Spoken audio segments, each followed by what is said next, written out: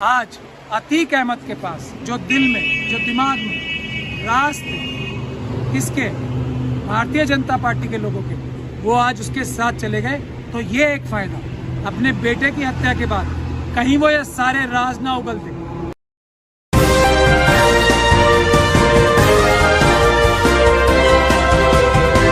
पल न्यूज से मैं हूं आपके साथ नदीम अकरम। इस वक्त की बड़ी खबर जो हम लोगों के सामने आई कि अतीक अहमद और उसके भाई अशरफ की पुलिस की मौजूदगी में हत्या कर दी गई है और इस हत्या को लेकर के मीडिया में एक तरह से जश्न का माहौल है। और अब अपडेट ये भी सामने आ गई है कि मीडिया कर्मी बन करके ये हत्या आरोपी आए थे और जय श्री राम का नारा लगाते हुए अतीक और उसके भाई को गोली मार करके हत्या की गई है।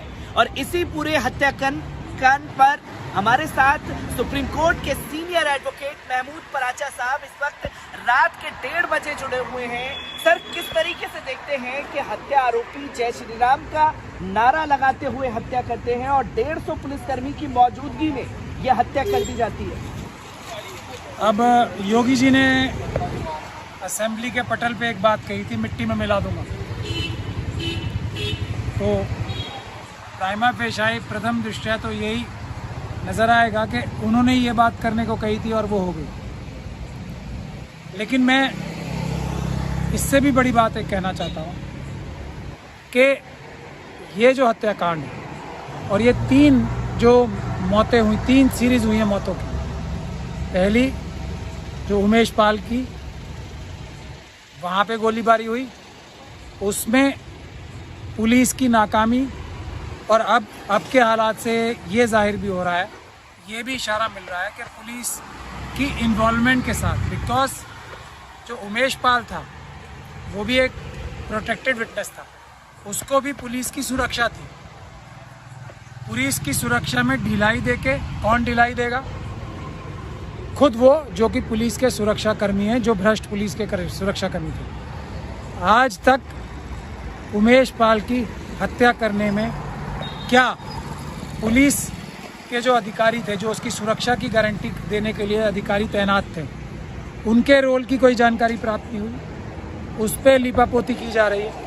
उसके बाद एक एनकाउंटर होता है, वो भी डाउटफुल हालात में होता है एनकाउंटर, वो भी पुलिस कर्मियों द्वारा ही होता है।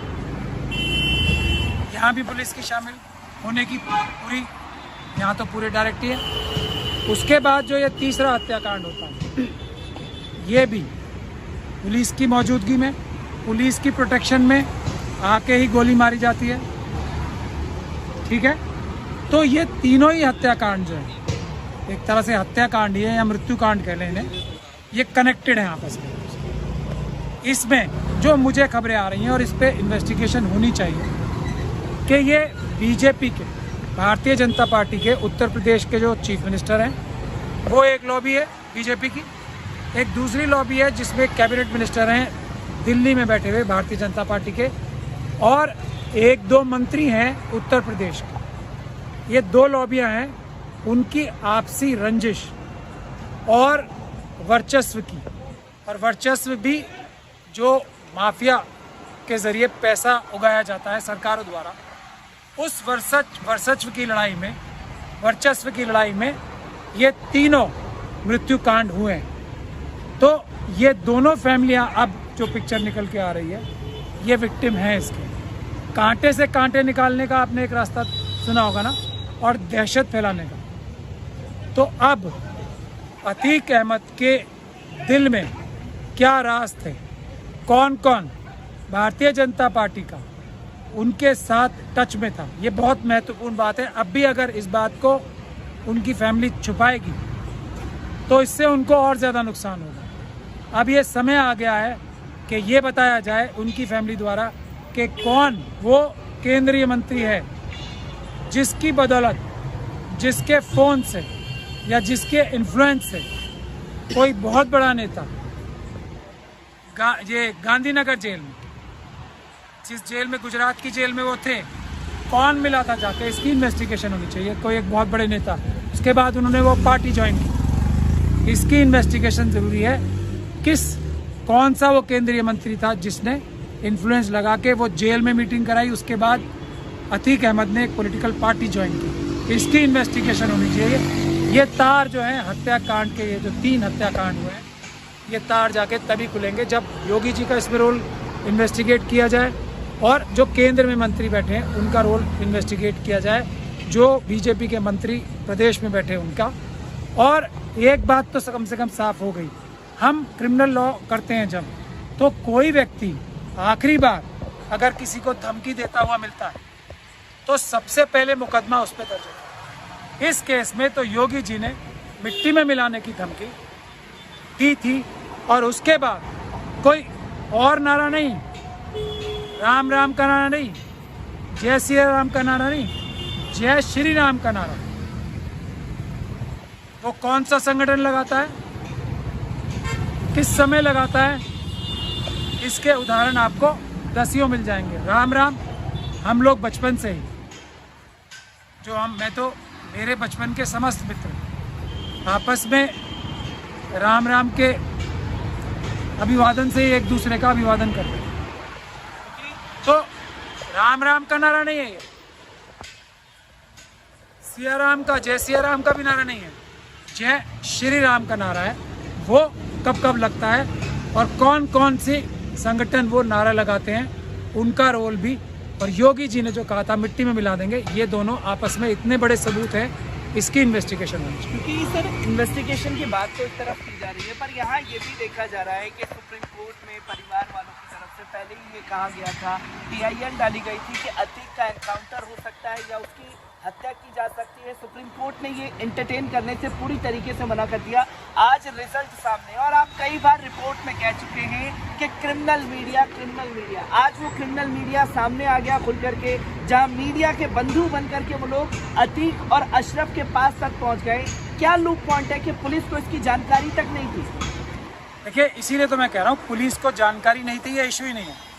इन्वेस्टिगेशन शुरू होनी चाहिए, पुलिस के कौन कौन से अधिकारी इस हत्याकांड में, उस एनकाउंटर में और उमेश पाल की हत्या में, और वो जो उस दिन हत्याकांड हुआ है उसमें जितने भी लोग मरे थे, उस हत्याकांड में कौन कौन से पुलिस अफसर शामिल थे, उनका रोल है।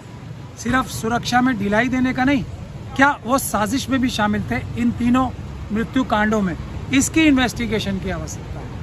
जहाँ तक सुप्रीम कोर्ट की बात आप कर रहे हैं, कल भी हमने जजेस के ऊपर दबाव बनाने के खिलाफ, जजेस के ऊपर जो जजेस को धमकाया जा रहा है, जुडिशरी को धमकाया जा रहा है, हमने एक इतना बड़ा मार्च निकाला था और हम लोग ज़बरदस्ती, पुलिस ने हमें नज़रबंद भी किया था, अरेस्ट भी किया था। क्योंकि सर इस हत्याकांड को लेकर के, क्योंकि यहाँ बात यूपी के जंगल राज की नहीं की जा रही है। अगर मेन स्ट्रीम मीडिया, जो कि आप क्रिमिनल मीडिया बताते हैं, वो इस बात के दावे कर रहा है कि अतीक के साम्राज्य का अंत हुआ, अतीक को ठोक डाला, जो इस तरीके की हेडलाइन है, और उत्तर प्रदेश के सीएम जब ये कहते हुए दिखाई देते हैं ठोक दो नीति के तहत सबको ठोका जाएगा, आरोपी जहां 150 पुलिस की मौजूदगी में हत्या करके चले जाते हैं और उन्हें जिंदा पकड़ लिया जाता है, किस तरीके से देखते हैं? और लगातार वो हत्या करने के बाद जय श्री राम के नारे लगा रहे थे। जो मैंने आपको अतीक अहमद के बेटे के एनकाउंटर के बाद इंटरव्यू दिया था, आप उसके भी कुछ दिखाएंगे या याद करेंगे तो आपको नज़र आएगा। एनकाउंटर करने का, हत्या करने का एक एस्पेक्ट तो ये होता है कि ह्यूमन राइट्स और जो कानून की धज्जियाँ उड़ाई गई, ये हत्याकांड भी एक तरह का एनकाउंटर ही है। पुलिस की इतनी बड़ी फोर्स के सामने हुआ है ना, तो कोई कर नहीं सकता था। इन्वेस्टिगेशन तो मेरे ख्याल से शुरू ही इस बात से होनी चाहिए कि पुलिस कर्मियों का क्या रोल था, कौन उनका उच्च अधिकारी है। एक बहुत ही जिसको अपने आप को तेज तर्रार अफसर कहते हैं, मैं उनका नाम भी बाद में खोलूँगा, आज नहीं बहुत जल्दी खोलूँगा, उनकी इन्वेस्टिगेशन की जानी चाहिए। वो इस प्रकार के कई हत्याकांडों में शामिल हैं, वो कई गैंगस्टर्स को दूसरे गैंगस्टर्स की मदद करने में या कोई राइवलरी निपटाने में कई हत्याओं में शामिल रहे हैं, उनका नाम मैं जल्दी खोलूँगा। लेकिन आज जो है, आज अतीक अहमद के पास जो दिल में, जो दिमाग में राज थे किसके, भारतीय जनता पार्टी के लोगों के, वो आज उसके साथ चले गए।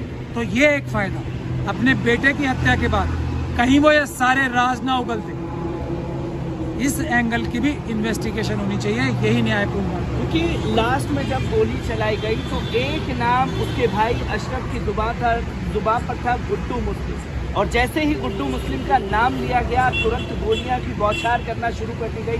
कैसे देखते हैं सर इस चीज़ को? मैं बता रहा हूँ ना, ये आवाज़ बंद करने के लिए, ये माफियाओं का एक तरीका होता है, जितने बड़े बड़े गैंगस्टर हैं उनका तरीका होता है। अफसोस की बात यह है कि ये जो उत्तर प्रदेश की सरकार चल रही है, ये जो केंद्र में सरकार चल रही है, इसमें कैबिनेट मिनिस्टर हैं और जो उत्तर प्रदेश के मुख्यमंत्री हैं वो भी गैंगस्टर्स की तरह बिहेव कर रहे हैं। कोई उल्टा लटकाने की बात कर रहा है, कोई मिट्टी में मिला देने की बात कर रहा है। ये किनकी भाषा है? ये गैंगस्टर्स की भाषा होती है। लेकिन दुर्भाग्यपूर्वश ये लोग बड़े बड़े ओहदों पे आ चुके हैं, मगर इनकी जो बेसिक नेचर है, आपराधिक नेचर है, वो बदल नहीं पा रही संविधानिक पदों पे आने के बाद भी और संविधान की शपथ बार बार लेने के बाद भी। एडवोकेट महमूद फराचा साहब हमारे साथ मौजूद थे, जिन्होंने साफ तौर पर कहा कि असद का जो एनकाउंटर हुआ 2 दिन पहले, उस दौरान भी इस बात का अंदेशा लगाया गया था कि कुछ ऐसा कांड होने वाला है। जब पुलिस प्रशासन को मौजूदगी थी तो इतनी बड़ी चूक कहाँ हुई, ये तमाम पहलू जो है जांच का विषय बनता है। चेन रिएक्शन की तरह होता है। अब जिन लोगों ने इन्हें मारा उनको मिटाने की कोशिश की जाएगी, फिर उन लोगों को जो मारेंगे उनको मिटाने की कोशिश की जाएगी, क्योंकि ये सभी एक दूसरे से कनेक्टेड हैं और एक दूसरे के राज नाम खोल सकते हैं।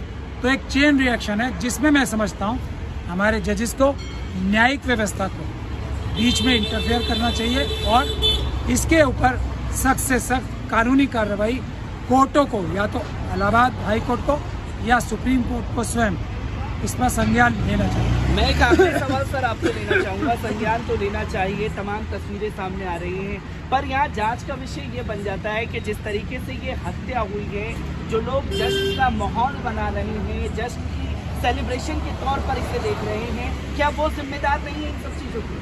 जिम्मेदार नहीं है, मैं आपको बता रहा हूँ ना। योगी जी और जो केंद्र में मंत्री हैं,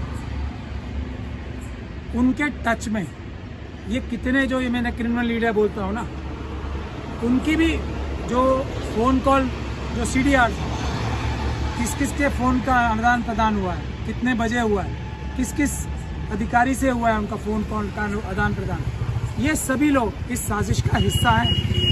ये कोई माहौल नहीं बना रहे हैं, ये इस साजिश में हिस्सा है कि कैसे इस हत्याकांड को, उस एनकाउंटर को और उमेश पाल के हत्याकांड को किस तरीके से एक बहुत ही क्रमबद्ध तरीके से जो अपराधी लोग हैं, जो कि संवैधानिक पदों पे बैठे हैं, उनकी मदद करने के लिए और मुद्दे से भटकाने के लिए, ताकि सच्चाई सामने ना आ सके, उसका ये क्रिमिनल हिस्सा है। एक आपराधिक साजिश में अलग अलग लोग अलग अलग रोल अदा करते हैं। ये क्रिमिनल मीडिया वाले जो एंकर्स हैं और इनके एडिटर्स जो हैं, ये भी इसी आपराधिक जो साजिश है उसका एक हिस्सा है। इनको उससे अलग करके नहीं देखा जा सकता।